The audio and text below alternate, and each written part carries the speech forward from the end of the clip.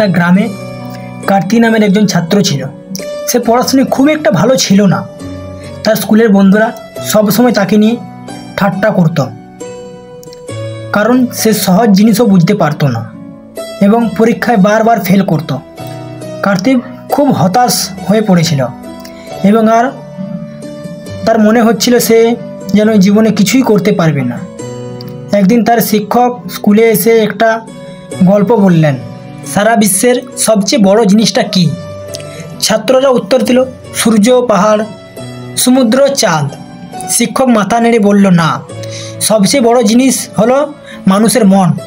মানুষ যদি একবার বিশ্বাস করে সে যে সব কিছু করতে পারবে, তবে পৃথিবীর এমন কোনো শক্তি নেই যে তাকে থামাতে পারে। আর যদি মনে একবার মেনে নেয় যে সে কিছুই করতে পারবে না, তবে সহজ কাজও অসম্ভব মনে হবে।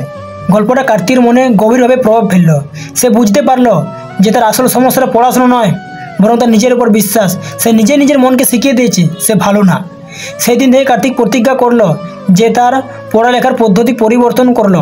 সে দিনে শুধু 3 ঘন্টা পড়তো, কিন্তু সেই 3 ঘন্টা পুরো মনোযোগ দিত। যখনই তার পুরনো সন্দেহগুলো মনে আসতো, সে শিক্ষকের কথাগুলো মনে করত। মন যা বিশ্বাস করে সেটাই বাস্তব। সময় পার হলো।